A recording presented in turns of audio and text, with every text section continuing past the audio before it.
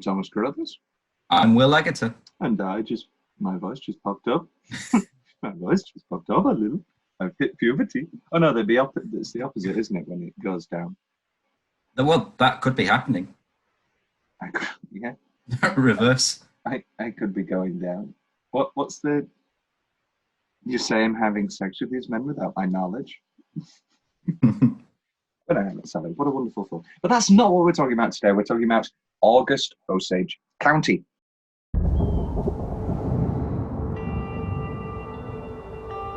Life is very long.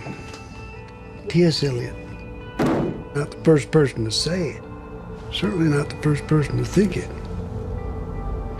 Absolutely goddamn right.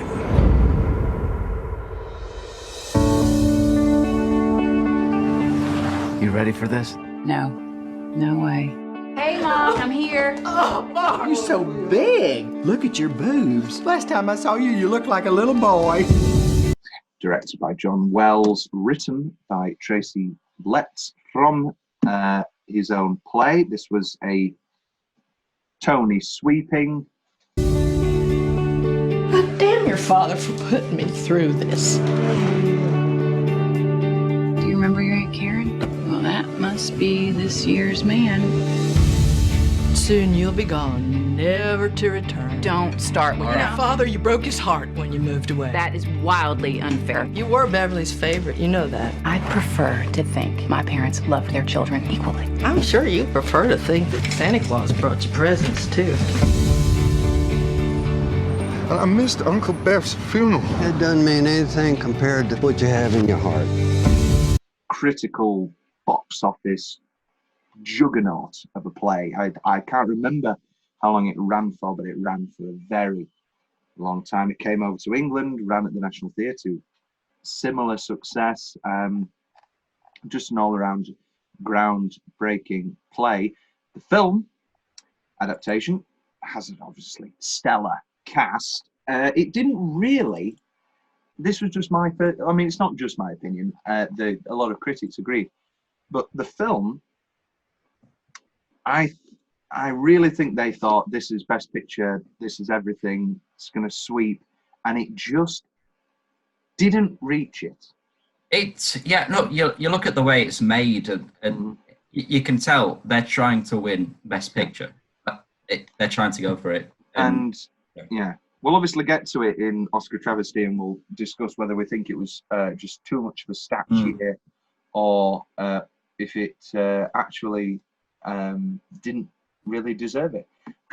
This came up as a recommendation of previous guest Ava Robinson, who was supposed to come on, but is unavailable at current due to personal reasons.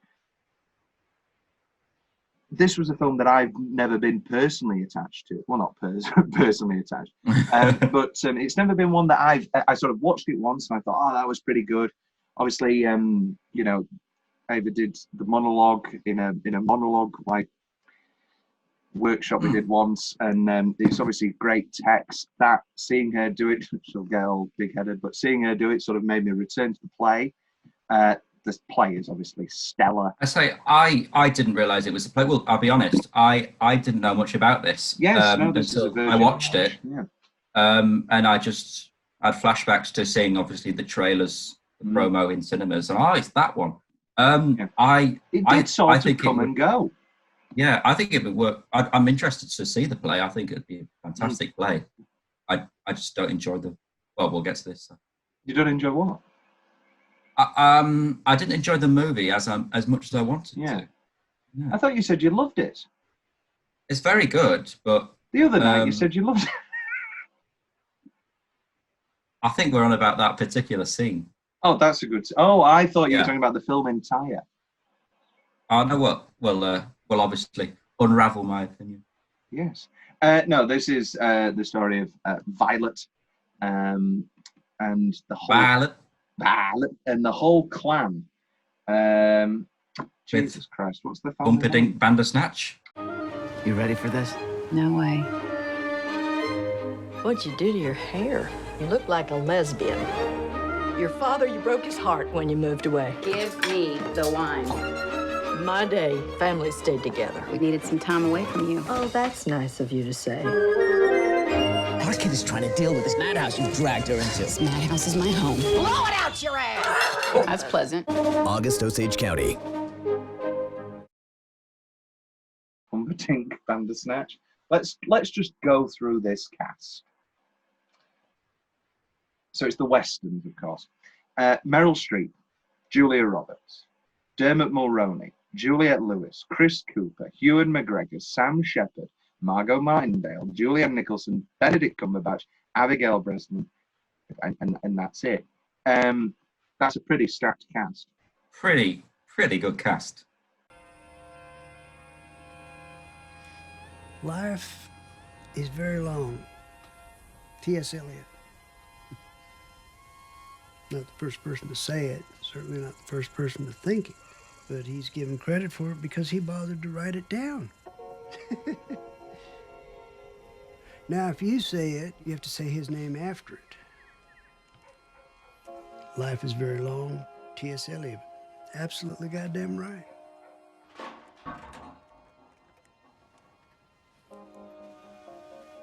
Violet,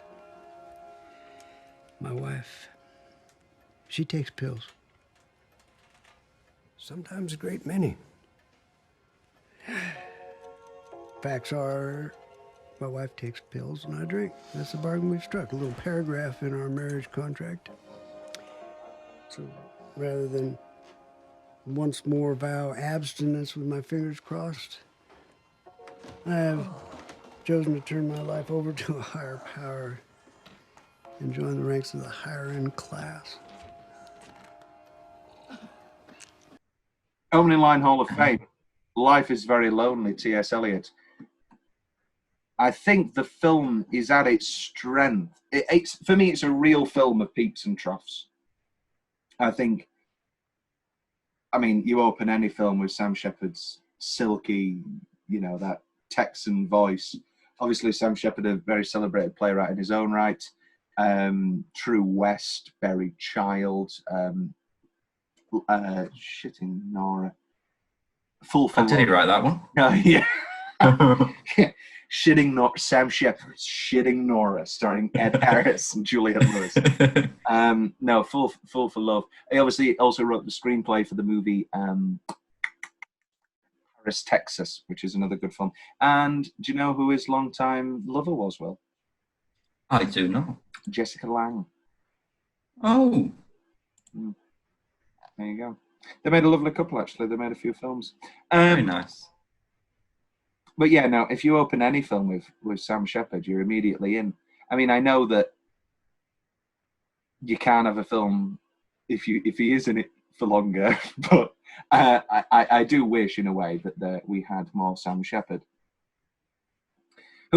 Let's go back to this cast. I'm gonna do one of Tom's big questions now. Who is the best performance in this film?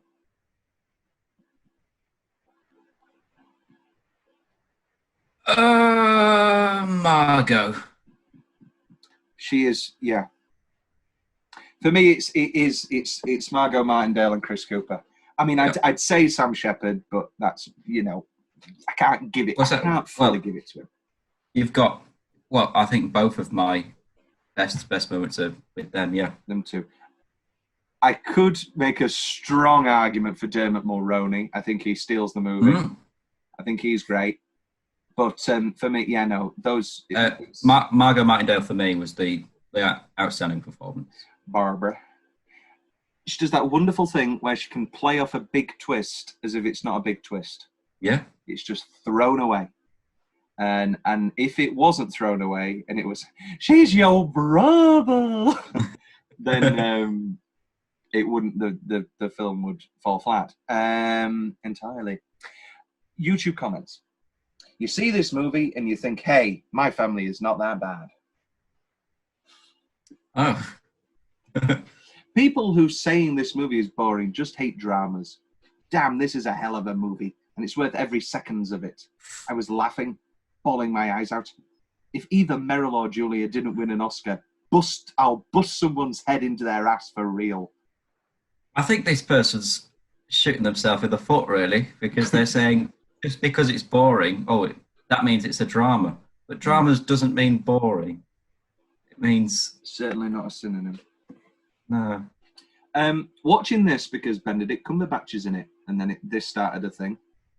He barely in the film. He was a bad casting choice in this film. I think it was very good. Yeah, I thought he did all right. He suits the character as sort of the outside. Yeah. I remember, this was another thing I remember when the film came out, was people were like, Benedict Cumberbatch is bad in it. And so I was not bigging it up in my head, but I was like, oh, no, he's actually not that bad at all. I'll be honest, I think that was during my I really can't stand Benedict Cumberbatch phase. It was 2014. So yeah. How many seasons of Sherlock would we have had by then? A lot. I think Google. My turning point was when I saw him do Dick the Shit. Did you? Not in person. I think that they did a TV adaptation. Oh yes, for the what do you call it? The Shakespeare. For the Shakespeare, for the War of 500 years or whatever. The War of the Roses. Yeah, it's very good period of TV. No, yeah, it was outstanding performance in that. Parade, and he'd obviously been the negotiator in Four Lines, maybe his best role. I completely forgot he was in that. Yeah. Oh, what a movie! Oh, have we got it on? Have we got Four Lines on? We can schedule it. Yeah. Oh, thank you. He's great in Tinker Tailor Soldier Spy. Yeah. He's really good in 12 Years a Slave, actually. He is. Is he a nice guy? He's the nice guy. Yeah, and then Sarah Paulson, his wife, is the one who throws the tumbler glass at what do you call it? Lupita Nyong'o. So that's that. That was that. The Hollow Crown. Pardon me. And then that's it, obviously Doctor Strange, Sherlock, Thor, Patrick Melrose, his best performance. Have you haven't watched that, have you? No, that was Sky Atlantic, wasn't it? It was exceptional. Yeah, you always say there's good things. I always rave about Patrick Melrose. It sort of came and went. Another one that sort of came and went. I think it deserves an awful lot more credit than it deserves. It seems to be a movie you either really like or hate. I liked it a lot. I don't think that's true. I think this is a pretty middle-of-the-road movie. Yeah. That I like parts of, I love parts of, and I dislike parts of. Yeah. I am in love with this movie. It had me crying like a baby. Proving I smell Oscar. No, Ooh. wrong. No thanks. I got family issues of my own. Good day. Good day. What's that from? I don't know. Good day. Good day to you, sir. Good day. I don't know. Best 10-minute stretch. Well, you kick us off. I've got the brother reveal. Going from... So you're going from... I mean, it's full of little bits I love. Well, I think I'll save for other notes. But you've got the whole Chris Cooper sort of little monologue where he's at the door and he's having a go. And then he walks and goes into the garden, and then you see Julia and Margot in the porch. I think that 10-minute stretch for me, that's perfect. Why hasn't Chris Cooper been given a big role to prove his... why hasn't he been given a lead? I don't know. Always liked Chris Cooper. He's great in that scene in the town. He's great in American Beauty. He's great in American Beauty. Yeah. He's really good in the Muppets, although I hate his song. Oh. That's the song I skip. I don't like that song. I think the Muppet movie, the Muppets saying that rather, though, it's difficult to compare that with some great songs in that. Yeah, I think the Muppets, and I'm saying this genuinely sincerely, and I think the Muppets 2011 is one of the best movie musicals of... I think that might be one of the best Oscar-winning original songs of all time. It really is great. Yes, you did. I put the link in now. Put the link in now. I don't have it. I performed. All right. You did famously perform. Yes. Why didn't you wear a green shirt? I know it's not Kermit singing it. Oh no, because I wasn't the Muppet. It was a fancy dinner, wasn't it? Yeah. It was a big. Wasn't that with previous guest Nathan? It was with Harry, upcoming guest. Upcoming guest.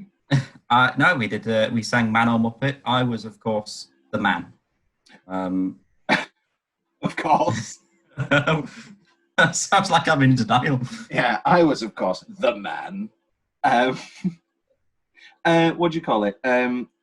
What is the best song in the Muppets? Oh, it's either Man or Muppet because that it's not. But I am a sucker for "I'm having a me party." Thank you, Will. That's a great answer. Haven't I seen you here before? Me. I'm not ashamed to say it. Me Party is one of my go-to songs. You know, getting a shower. Oh, it's on a lot of my playlists. Yeah, getting ready for a night out or something. I'll have a nice red, maybe a shot of brandy, and have a nice. And I'll do both voices. I'm not going to sit around all here as a wait for you. Haven't you heard? What is it to do? It's a solo Mardi Gras. It's a tremendous feat of filmmaking. With upcoming film Doubt, Amy Adams. Exciting stuff. What a woman! What an incredible actress. Any other nominations for 10 Minute Stretch? That's my only submission. I like when we meet Juliette Lewis and Dermot Mulroney. I really like Dermot Mulroney in this film. I think every song that they pick for his car is perfect. Whether it be Livin' La Vida Loca or Push It. They're all excellent. I mean, you can't not... Oh, go on. That was the first thing I thought when I saw Dermot was like, that's the thing from New Girl. It is, yes. The man for... Is it Which is his Schmidt-Stad? best performance. No, it's Peter Gallagher from... It's Jess's Rich Lover. Yeah, because Peter Gallagher is Sex, Lies and Videotape Man with the eyebrows. Peter Gallagher is a very well cast person for Schmidt's dad. He looks just like him. Look at this beautiful Sex, Lies and Videotape Blu-ray. It even comes with postcards in case I want to send somebody a Sex, Lies and Videotape. Yeah. Right. There's not one of... Oh, there's one of Andy McDowell. Yeah. Well, that could be like send a postcard to someone you don't like. Hey, here's Andy McDowell. And look at James Spader, Peter Gallagher. It's not the best James Spader weird sex movie. Do you know what my favourite James Spader weird sex movie is, Will? What is it? It's actually one of my favourite films. I put it on the list eventually to get to. I don't know whether you'll love it or hate it. Is it Secretary? It is Secretary. Have you seen Secretary? I know about it. What do you mean you know about it? You say it like it's very ominous. I mean, it's been memed. Has it been memed?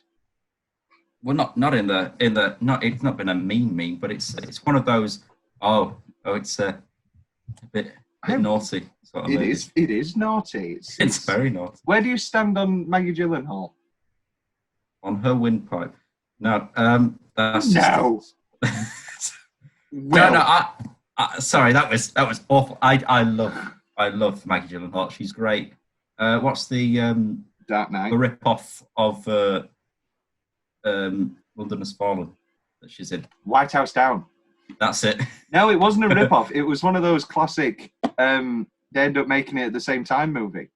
One of them Armageddon. Deep Impact. Volcano, Dante's Peak. Yeah. Wyatt Earp and Tombstone, but that was sort of more complicated. And what's the other one? Jack and Hansel and Gretel Troll Hunters. Oh, yeah. And Jack the Giant Slayer. Yeah. Yeah. Yeah, she's great. Oh, go on. She's great. I was back onto her. She's fantastic in Dark Knight. Yes. She was a replacement Rachel, wasn't she? Yes, for Katie Holmes. Yeah. I think because I've always not liked when they do that. It always annoys me. When they swap, yeah.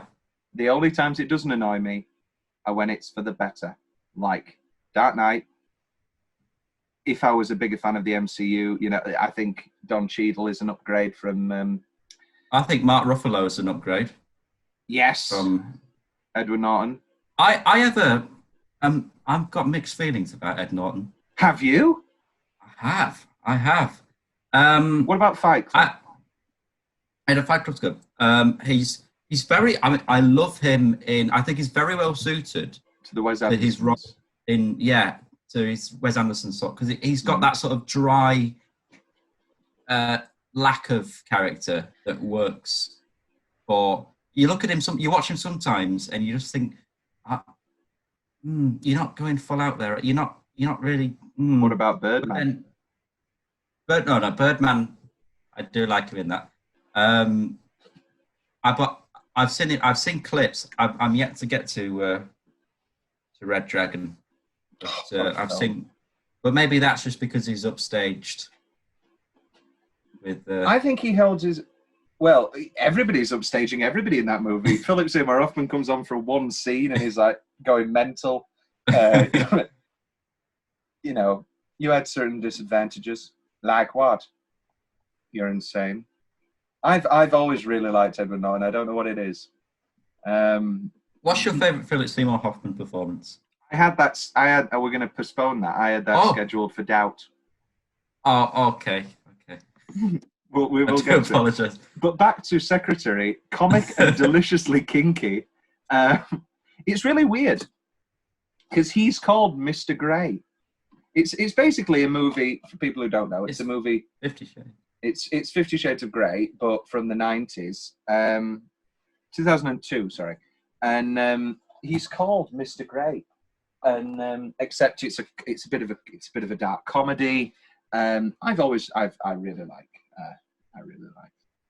Have you seen this pornographic German film that everyone's watching on Netflix? No. It's basically 50 Shades of Grey. What's it called? Is it like DIY? What's it called? I thought it's called 365 Days, isn't it? Oh, is it? All right. I can't remember. I don't know what I've been watching.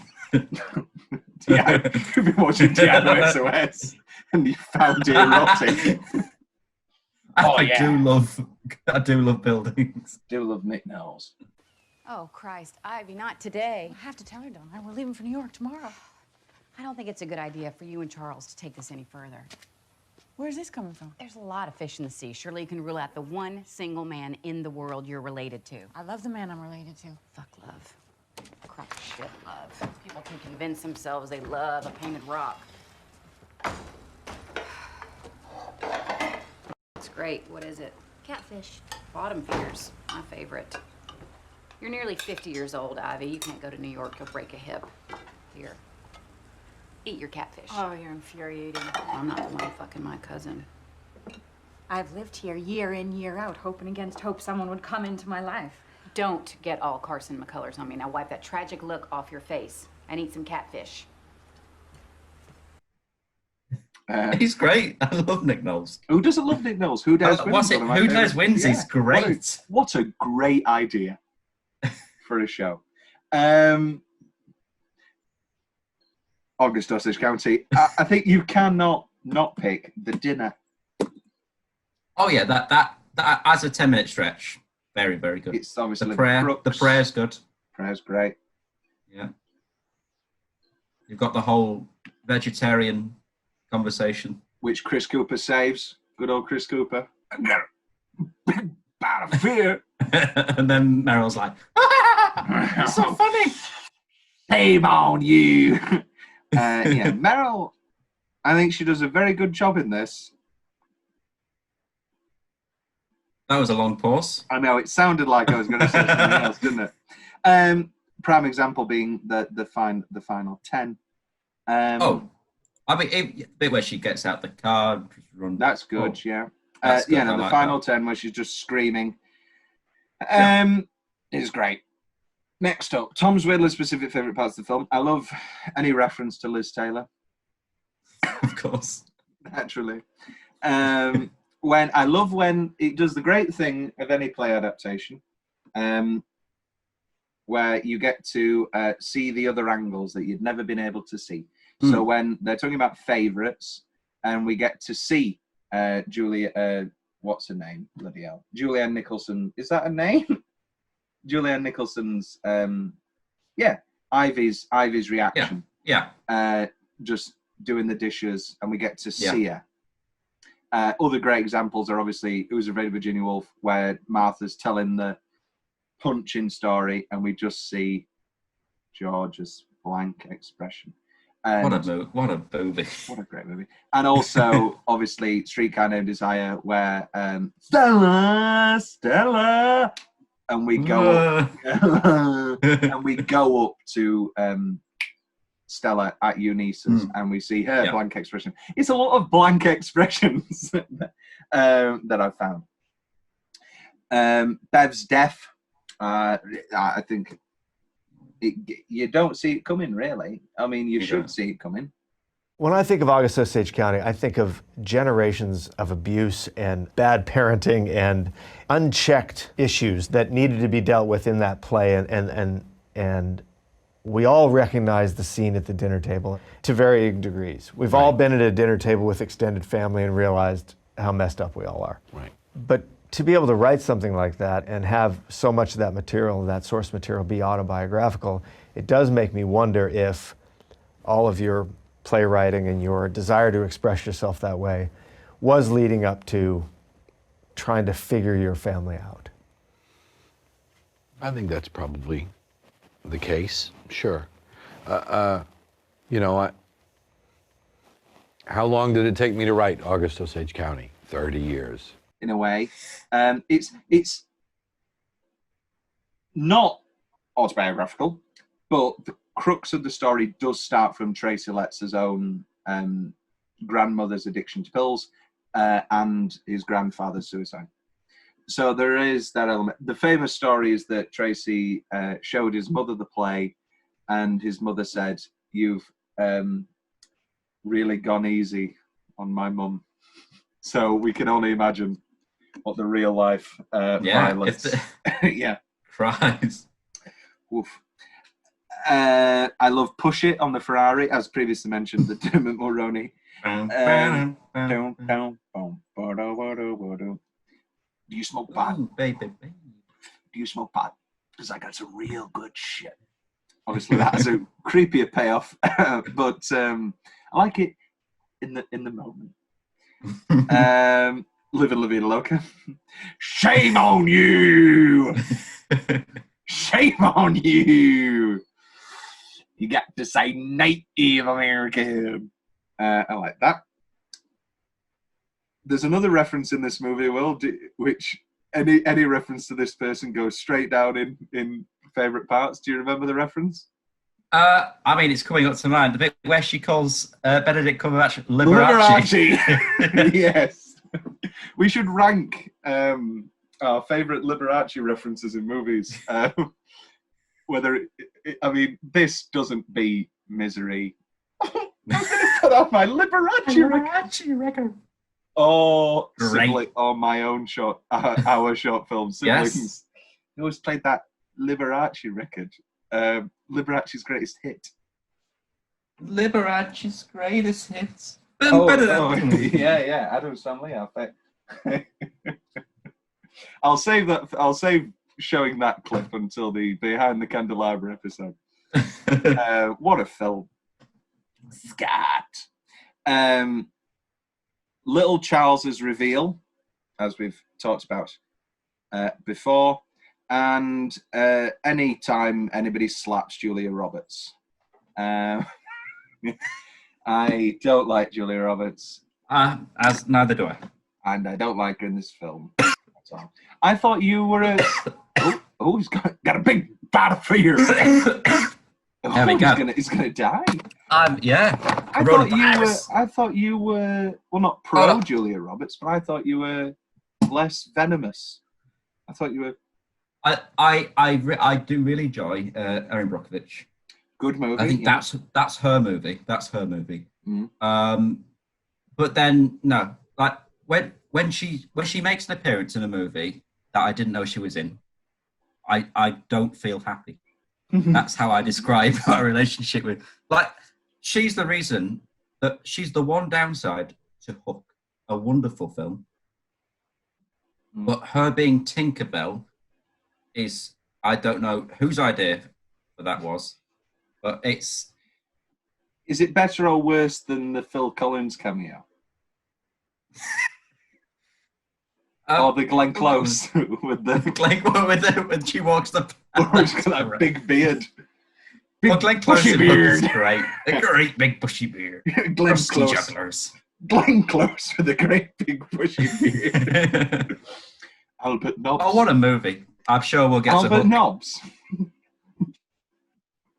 Albert Nobbs. Will's more general favourite part. Will's more There general. you go. Yeah. Well, top of my general notes list is the word Liberace, of course. Love it. We've got the vegetarian discussion. I mean, as two meat lovers, we love anytime people mock vegetarianism. It's true. The amount of messages I got after the Alan Partridge This Time episode aired, where he was talking about meat, and he was like, big pack of meat, not a got pack them of all sausage. laid out. I'm going to put it all away. Oh, I'm going to watch all of This Time tonight. There you go. How great it is. Hi, Gene. Hello. My sister asked me to write a part of her devised GCSE drama play. Oh. And I stole hygiene. Well. To apologise.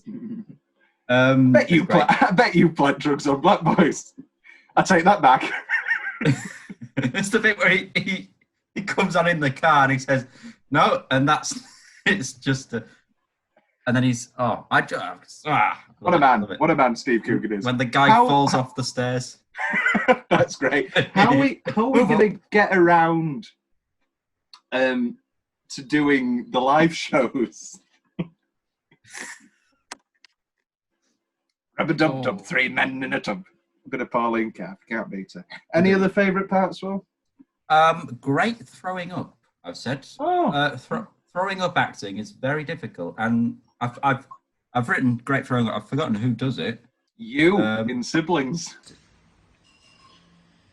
The speech you made was lovely. That was throwing up while rehearsing it. Yes. We cut into that. Oh, we cut into that. We already have. No, great. As a people often put me in the, are you a character actor? Are you method actor? No, I do throwing up scenes. So I can empathise for this great throwing up. Love the prayer. Prayer's great. I couldn't figure out what the ringtone was, and I tried to research it, but I couldn't find it. Is it just a general ringtone? When Dermot Mulroney's phone goes off. See, to me, that's a change. That needs to be like, I don't know, the theme from The Love Boat. What, something that really sets off the moods, then they're like, oh, turn that off. Love. I think it should be. Inside. It should be Harry Nilsson. Oh, everything should be Harry Nilsson. Without You or Everybody's Talking? Without You. Yeah, without You. Oh. What about the Carpenters? Why do... Oh, so it's too high. What a scene. Too high. Where do you stand on the Carpenters? I love the Carpenters. The Carpenters. Yesterday, Once More showed up in one of my screenplays. It's very every sha-la-la-la, every woo. Yeah, no, I very much like Top of the World. Top of the World. I love the song. I used to love the song. It's just feel-good music. It is. I used to love the song, I Won't Last a Day Without You. Big word being used. Used. Yeah, no, Carpenters. Poor Karen. Poor Karen. What was how did she die? It's not set up to an awful joke, is it? No. What would the joke be? Something to do with carpenting. No, it was anorexia, Will. Oh. It was complications with her anorexia. Oh no. Oh, she were banging a fence and then she whoa. Oh. There'll be a lot more careful. Let's go to the Academy Awards. Yeah. It's the 86th Academy Awards. It was 12 Years a Slave year, as previously mentioned. We talked about Benny. And, well, what a race this was. I mean, for me, the race was... I thought it was pretty stacked. You've got 12 Years a Slave, Her, Wolf of Wall Street. What a year! Oh my God. I'm not a big Captain Phillips guy, but Captain Phillips was in there. I am the captain. I am the captain. That's great. I've not seen Philomena. You've never seen Philomena? I've not seen Philomena. You love Coogan. You love Dench. I love Steve Coogan and Judy. Yeah. You love I've just Anna never got around to it. Anna Maxwell Martin. Do you love Anna Maxwell Martin? I'm sure you do. I didn't realise Dallas Buyers Club was that recent. Well, that was the what do you call it? The travesty. It depends how you look at it. That was the race. The best, best actor. Dallas is. Look at that for best actor. I mean, Bale. Oh wow. What would you pick?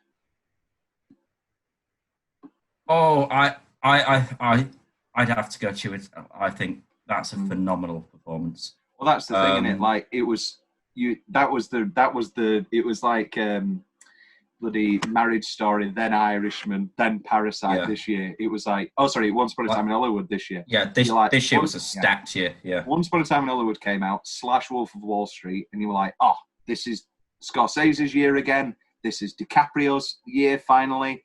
And then, 12 Years a Slave. Oh, Dallas Buyers Club. Oh, Blue Jasmine. I mean, we're going to get to this. You do love Cate Blanchett. I love Cate Blanchett. Blue Jasmine's her best performance. I think Blue Jasmine is one of the best films of the past 20 years. And I think that Cate Blanchett in Blue Jasmine, I'm going to say it, is the best performance of the past 20, female performance of the past 20 years. Wow, I need to watch it. You are watching it. Am I? Is it scheduled? It's in Woody month. Great. It's Woody. Is it Woody? It is Woody. It was a comeback movie. Well, that's the thing, isn't it? Like that, he makes a film a year. Well, when he's allowed. And everyone was like, "Oh no, he's in a slump." And then he does Midnight in Paris, and then he does Blue Jasmine. You know, the man. It's incredible. I mean, legend. Amy Adams. Every time you talk about him, you end up just becoming him with your mannerisms. You become more neurotic. I'm going to get more neurotic now. And American Hustle, I always said it was blah. You know, my classic thing of the best part of a film shouldn't be its soundtrack. American Hustle had a great soundtrack. Shambles of a script. It was a miss for me. Yeah. But yeah, no, Meryl's good in August Osage County. She's not as good as Kate. Nor is she as good as Judi Dench in Philomena. That's a lovely part of Cate Blanchett's Oscar speech, which I watch at least twice a year. Twice a day. Twice a day. It's my alarm. My two favourite parts of the speech are when she thanks Woody and like you can hear whether people don't know whether to clap or not, and they're like, oh, some people clap, some don't. And then my second favourite part is when she goes, and Judi Dench, an incredible actress, at 80 years old or whatever how old she was, is in India filming a sequel to a film because it was so successful at her age, And she's obviously What's talking his about second best Marigold second Hotel? best Marigold Hotel. I love the Marigold Hotel movies. I am not surprised in the slightest. I think Julia Roberts is the wrong choice here for supporting actress. She was better. Oh, no. I think, I mean, there is no argument for Lupita deserving that award without a shadow of a doubt. For me, as we've talked about, Margot Martindale. I mean, give her an award. Definitely. I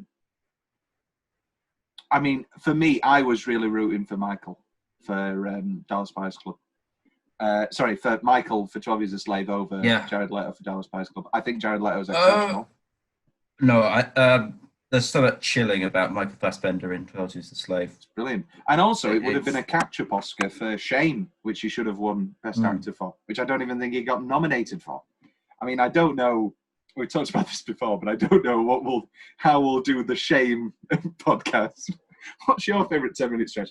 I think it's the bit where he has a 10-minute sex montage because he's depressed and is a sex addict. I'm worried about the cover art that I have to make. Michael Fassbender's gigantic penis, which Steve McQueen, black Steve McQueen, not dead Steve McQueen, and he goes, "Oh yes, very good."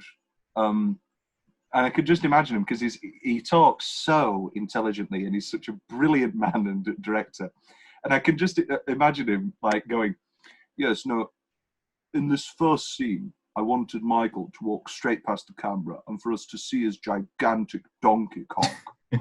Because it is a very oddly shot scene, which is no reason other than to show it off.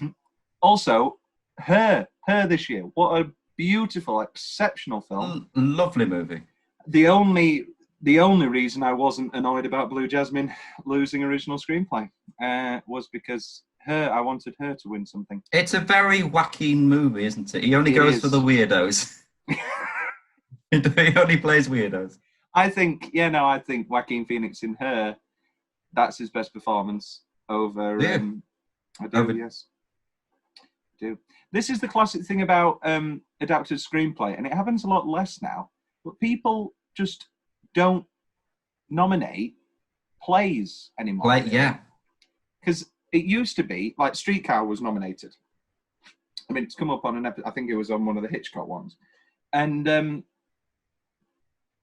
do people just think that you can't get nominated anymore, play to film, because there's no adaptation? Because really, August Osage County should be in there.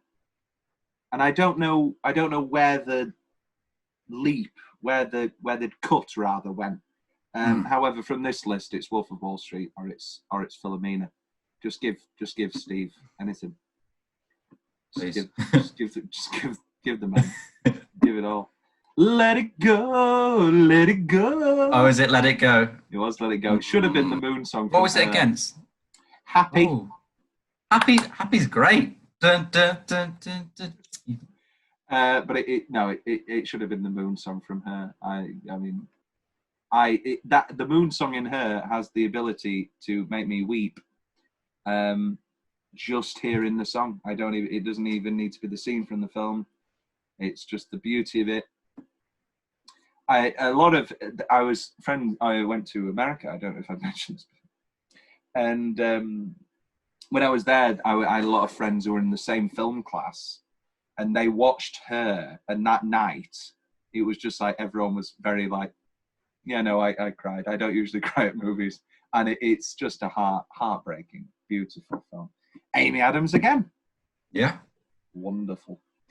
And Rooney Mara, the wonderful Rooney Mara. Oh, they ended up they're dating, aren't they? Joaquin and Rooney. Are they? Oh, weird, wonderful. Like two weird, perfect match weirdos. No, I will go to bat for Rooney Mara any day of the week.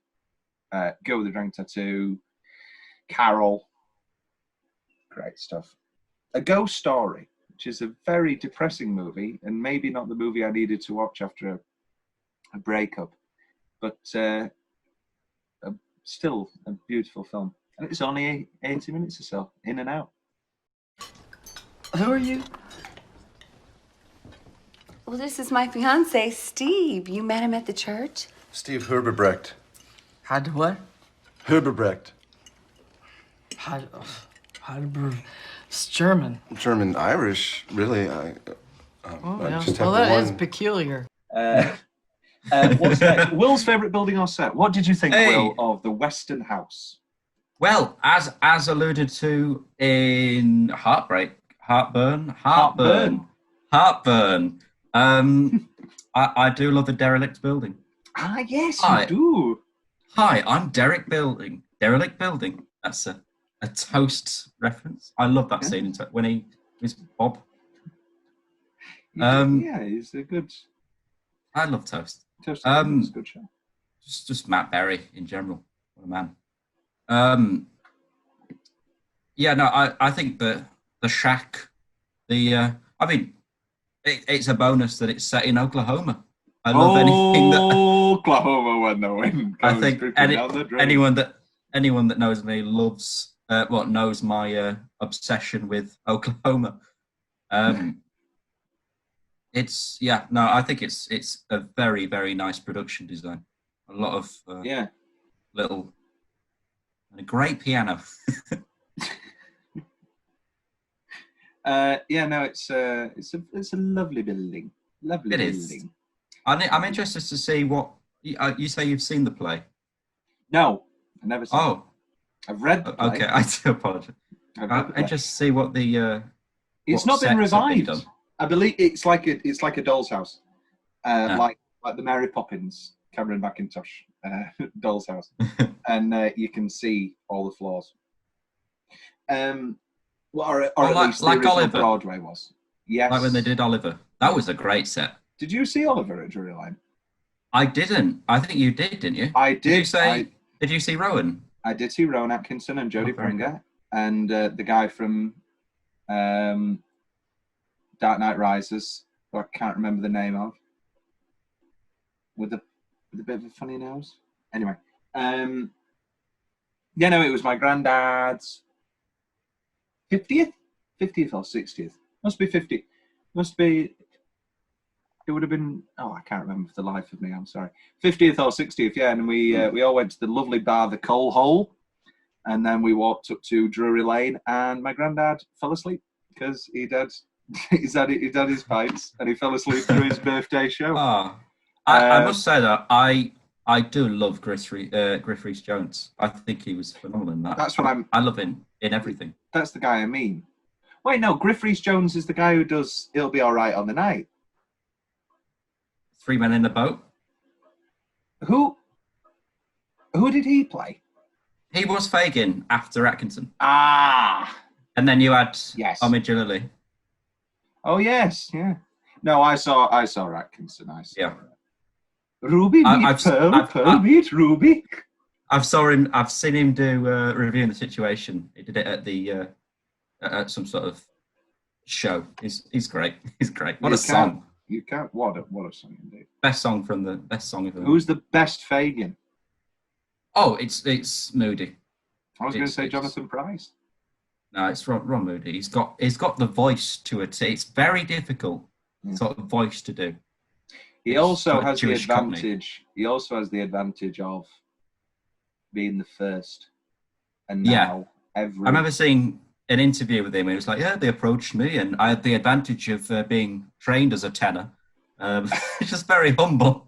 Yeah, and then unless you're an Alan Cumming in Cabaret doing the MC and completely changing it for the better, and then obviously now every MC is doing sexy Alan Cumming MC.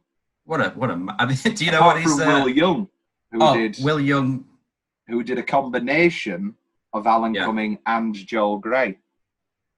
Yeah. What were you going to say? What's Alan Cumming's aftershave called? Cumming. It's great. And that's not a joke. That's true. genuinely what it's called. Yeah, no, it's good on him. More power to Alan Cumming. Who's great in Eyes Wide Shut. They were big guys. It's really odd that I know so many very specific line deliveries and hand gestures in Eyes Wide Shut. The bit where Tom Cruise angrily slaps his hands on the street and he goes, and I mean Nicole Kidman in the bit where she's high and she goes, "Did they like when little Billy touched the little Dickie?" See, this is my thing with I think the thing I dislike about Nicole Kidman is I do not think she can do comedy. That's not supposed to be comedy. I know, but I just reminded of what's the one with Jennifer Aniston? Just Go With It. See, I haven't seen that. I haven't seen that. Very bad. Very bad. Well, I yes. mean, not the movie, but not the movie. I love Adam Sandler. Who doesn't? But no, I mean, I love Nicole Kidman. I think I just incredible. I remember I think it was a quiz or something, but afterwards we went around the bar. It just came up as a conversation. Who's more attractive, Nicole Kidman or Kylie Minogue? And Kylie Minogue was the resounding winner, and I just completely disagree. Well, she is in your second favourite Doctor Who episode. She is. I mean, consider this a resigned. What did she say? Consider this. Well, when she rams him off the Max edge. Capricorn. I'm Max, and then it really does that. When his teeth. Oh, and then a retirement plan. Oh. Right. Manica Falata Cyborg. Oh. What a. How can you not like that episode? I do like what it. An incredible episode. I look back and it is probably the best Christmas special. It is the best Christmas special. Nobody's putting David Morrissey fighting those bag things or whatever. I'm the Doctor. Why is it Sonic? It makes a sound. He's just not. David Morrissey is wasted in that episode. He is. Why get David Morrissey to do... I think it was rumoured to be the next incarnation of the Doctor, so then he didn't get it. And they gave him that instead. Would have been better than Matt Smith. I'll stick with it. Matt Smith is my second favourite. I think he's very good, and he took it in a direction that it needed to go. I think that first Matt Smith series is great, and then that's when Doctor Who died. No. Of course, in my and heart. Now she's a woman. Satire. Yes. Clarify. They need to get better writers. I've got to do my it's better writing. Classic thing that we've talked about before is they do the whole clever for their own good, and they do across multiple episodes. Ooh, look at this! Who gives a shit? They need to be good one-part episodes or two-part episodes. Yeah. With an arc, like like the Bad Wolf. The Bad Wolf, he embeds it, and you think, oh, okay, and then you've got your big spectacular series finale. Yeah. But that doesn't need to depend on your three-part. What was it with Capaldi and the Mummies? I gave up. I gave up halfway through Smith. I think I did all of Smith, the first season anyway. I think I'll stick with it. Smith's first season is phenomenal. It's very, very good. I remember me and my ex had a sort of nostalgic, let's watch Doctor Who's. And she was very keen on Matt Smith and the Jenna Coleman stuff. And no. I know. And so I was like, no, we'll watch the Agatha Christie one. And no, we'll watch the Unicorn of the Wasp. I need a shock. Here's a shock. Yeah, with the wonderful Felicity Kendall, yes. Patricia from. Excuse me, I am blind from Inside of a Man. Maybe it's a sign about August Osage County that we're talking about anything but the film. I guess. Go on. We'll get to single minute. I'll kick us off because I never get to. No, because you always kick off 10-minute stretch. I prefer to kick off the single minute, but we haven't had this discussion. Okay, then there you go. Well, it's had now. Okay. Best single minute for me is the opening. It's the whole Sam Shepard, and then he's talking to and then Meryl comes down smoking, and she's like, that for me that's my favourite single minute. It's a great prologue. It has one of my favourite lines of, I nearly neglected the punchline. It's mouth cancer. It's very funny. He's just very reserved, and you can see just building up in his head. He's like, he's just given up. It's like, and it's phenomenal. It's an exceptional opening scene. And in 3 words, you get it. Yeah, that's it. You know, you get it. Anything else? The catfish scene. Catfish. That's great. Eat catfish, bitch. Wish it wasn't Julia. Yeah, that's the thing. Great scene, but who it's delivered by kind of makes you think, I don't want to laugh. I just love the word bitch. The great shame of my life is that I'm not a gay man, and I can't call all of my female friends bitches. This is a podcast first. I'll stop you there. Oh, you've got a dog? Oh, there we go. What's the dog called? This is Bob. Bob, what's your favourite single minute? It's a dog. He likes the bit where we discover that Benedict Cumberbatch is a fan of incest. There's an incest. Yes. The first lay down Sally, I really enjoy. I think by the end, I don't need to listen to Lay Down Sally anymore. I mean, I like Eric Clapton, but Lay Down Sally, I don't need to hear it again. And the Raymond Qualls speech, I really enjoyed that. That was the famous monologue that Ava did, and I always rip into her. Well, I don't rip into her. I just rip into the sort of the southern, and I famously get it wrong. She always gets very annoyed because I say, "Add these kick-ass boots," and she gets very annoyed and says, "She doesn't even say kick-ass boots." What's next? Best line. Have you got anything to jump us off with, Will? It's eat the catfish, bitch. Are you supposed to be smoking? Is anybody supposed to be smoking? Yeah, that's a great one. That's it. I thought we were having a funeral dinner, not a cockfight. It's the pills talking. Pills can't talk. It's not cut and dried. It lives where everything lives, somewhere in the middle. And I think that line goes by quick enough, and it's not delivered with it's not cut and dry. It lives where everything lives, somewhere in the middle. If that was delivered like that, then it would be insufferable. But I think it's a very nice line in quick. Why don't you go fuck a fucking sow's ass? Eloquence. Every woman needs makeup. Don't let anybody tell you any different. I think that my Violet is very quickly turning into my Buffalo Bill. I was about to say the exact same thing. Oh, Rick, was she a great big fat person? What's the change?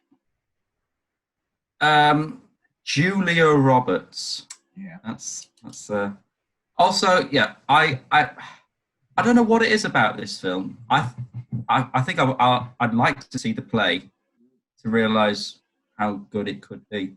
But there's something, as you said earlier, it's a hit and miss sort of. Yeah, some scenes are exceptional. It feels like something's missing.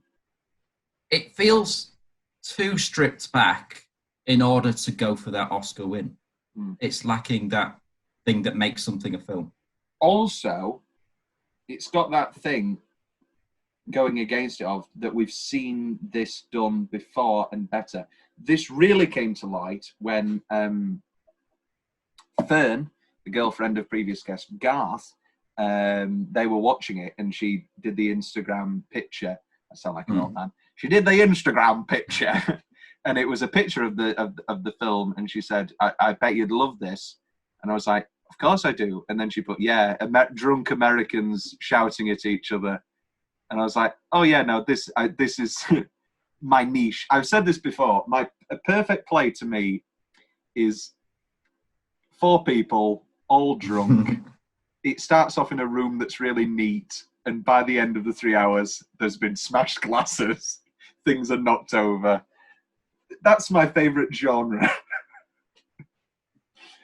You can see a lot of that in the first play that I wrote, because Mummy's Boy really is, it starts with, she's preparing for a party and everything's neat and tidy, and then by the end of it, there's a turkey, there are multiple bottles smashed, there are, there's even they pour a bottle of whiskey all over a typewriter and papers, and you want to talk about twists that have no build up. Well, what's the play you wrote where it's they're all in like a log cabin by a lake or something? Uncle Marlin. Wait, that's it. There's Mummy's Boy is a lake house too. Oh, it might be Mummy's Boy. I'm not sure. Mummy's Boy is the one. Which is the one that's 3 acts and really long? Mummy's Boy. Yeah. Yeah, it's with the fridge. With the fridge. Oh, I'm sure I read a scene about a fridge. They go, this is your typical thing of like when you lied to me and said that you'd watch Mad Men, and then you only knew things from the first half an hour. The fridge is in the first page. Is a conversation. Yeah, a conversation about whether one should put red in a fridge. Yeah, that's it. Yeah, and she goes, chilled Merlot. I stick by Mummy's Boy. I think I've trimmed it, and I think it's still long. There's no way around it. It's an evening at the theatre. What better way to spend your evening? But there's no way around it. It needs to be 3. I mean, I guess I could. Now I do sound like a knob. I can't cut out any of the twists or plot lines because it's so. I sound ridiculous. It's so intricately weaving throughout. Don't laugh. No, but I've really, because that's my biggest thing. When a twist comes out of nowhere, I hate it. So I really have woven all the plots and everything. Yeah, it has to be one of them things where of course, you go back and watch it and it's there. Yeah. I think if you read it again, which you have no excuse not to now because you're not at college, I think you would say, oh wait a minute, this is quite good, Tom. Okay. Back to August Osage County. I've got a few changes. Some of the dialogue, I think, is too on the nose. Too many looks after important lines. That's a disadvantage of it being a film, is that when it's a play, you can say, something big. Mark in the moment, yeah. Something big, and then you can just sort of glance over. But in this, it's the exact opposite of how perfect Virginia Woolf is on, she told me about your son, and just that snap zoom onto Burton's eyes. I mean, I said, don't do this. Don't go there. It was a very Virginia Woolf. You want to talk about gushing? Wait till we get to that episode. My God. Violence, violence. What's about you, monkey tits? Do you want to dance? Maybe that's where I'm going wrong in clubs. I should use that. I should use well, no, in the film it's monkey nipples. In the play it's monkey tits. Angel, he does two. He does angel boobs, monkey nipples. Sounds like what's your porn star name? What's the first letter of your? Yeah, I thought you were going to say it sounds like a band. Hi, we're Angel Boob and the Monkey Nipples. Colorized Phantom of the Opera. What child? I mean, I know she's not a child. I know she's a pot-smoking cool teen.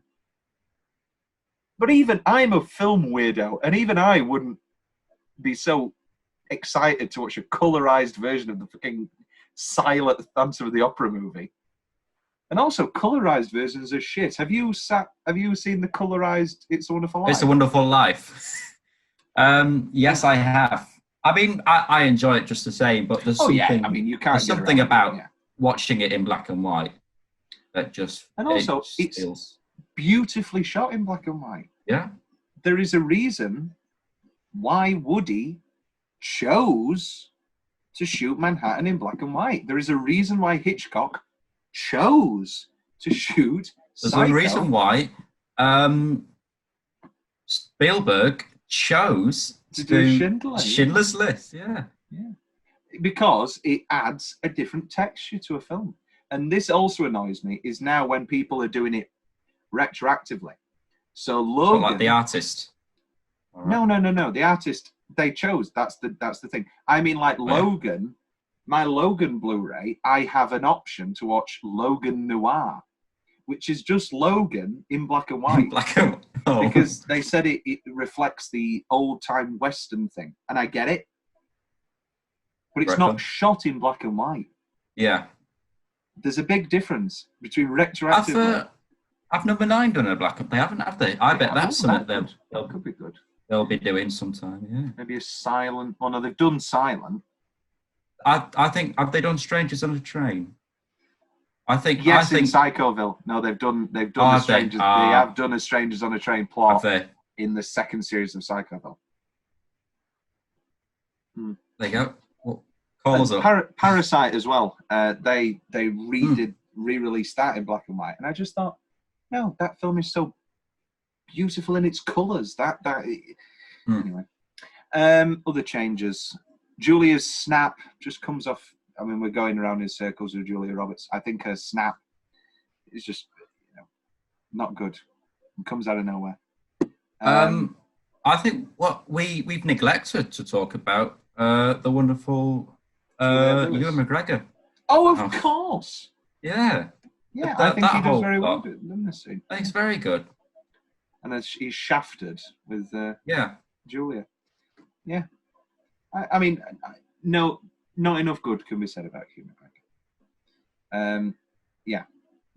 It's weird. It's another one where, like, how can, where in this big ensemble, he doesn't get, for me, a single minute. He doesn't get a big... Yeah. I guess the chair scene when he's getting chairs and he's getting angry, that's good. That's nice. Yeah. But it's Julia.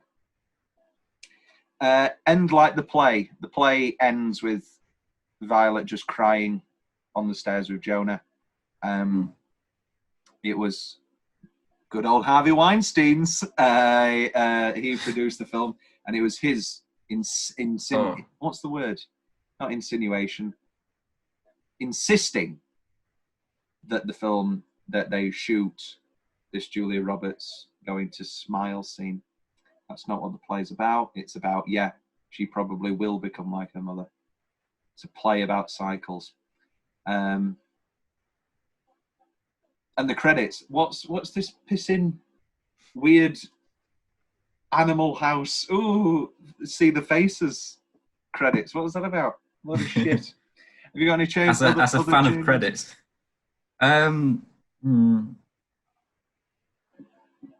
More, I've written more Ewan McGregor. I haven't got any notes. Have you? No. Well, it's time for a few fun facts. Lay down, Sally. Sally, come lay down. Here we go. Here are a few names that got brought up. During initial casting, Harvey Weinstein suggested Judi Dench as Violet and Nicole Kidman as Barbara. I don't think either would work. I think Nicole would. Anyone. Other than.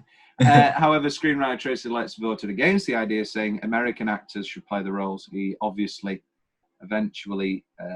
I don't think Judi... I love Judi, but I just don't think this is her...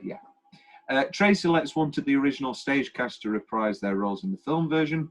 Ultimately, none of the original actors appear in the movie.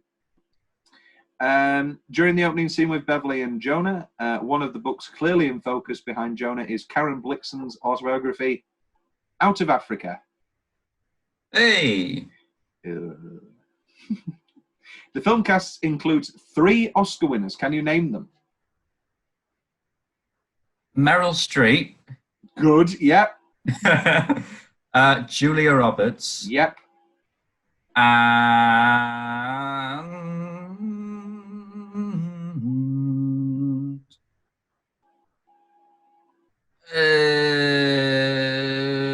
Chris Cooper. Cooper. Can you guess any of the 4 nominees? Has Ewan been nominated? No, not according to this. Oh, Sam Shepard. Sam Shepard. I don't. Has Margot? No. Oh, Benny, no. Juliette Lewis, and Abigail Breslin.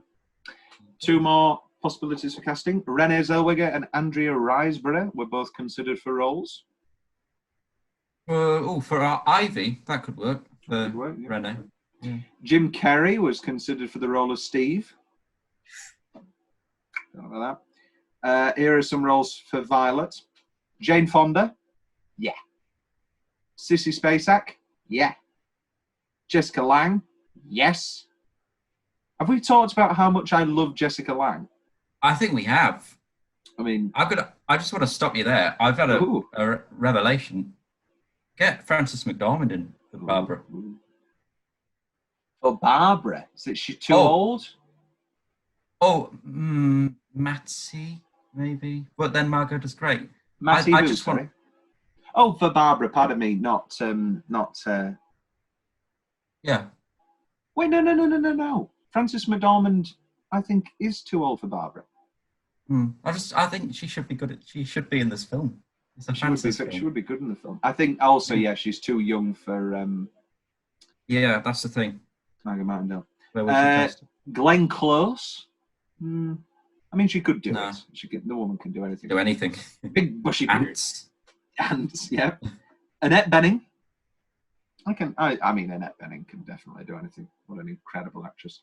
Has the same tag phrase as Meet the Fockers. As you know, I'm a great fan of them. And all of the that the tagline is "Misery loves family." There you go. Yeah. Well, I prefer Meet the Fockers to this. Yeah. I'll do capoeira on your ass. And we've talked about the alternate ending. Tom's big question. We've talked about best performance. Who would we talked about recasting as well? Why are there so many movies about kissing cousins and like it's supposed to be normal? Like The Godfather Part 3. That's the whole crux of Godfather Part 3 is the kissing cousins between Andy Garcia and. Why is it normal? I don't get it. It's Oklahoma. It is Oklahoma. Synopsis of a sequel. Does Barbara become like a mother? Yes, she's meant to. That's the idea. Closing line Hall of Fame. Jonah! And that's August Osage County. That's it. Will, any final thoughts? Well, I think you could probably tell we didn't enjoy it as much as other films. Yeah, it was. Underlying theme of disappointment on today's episode, which is a nice change. Resentment. And, Garth brought this up. He said, "I'd love to come on a show where I really love the film and you really hate it." And I was like, "Yeah, I guess." We'll get. I don't think I'm going to hate Chicken Run. It was one of my favourites as a kid. I love. You're a Yorkshire lad. It's Ardman. They're full of Yorkshire. Classic Yorkshireman, Mel Gibson. Yeah. Famous Yorkshireman, Mel Gibson. No, it's been a pleasure. Well, lay down, Sally. That doesn't even make any sense. We're not ending it like that. No. Well, you end it.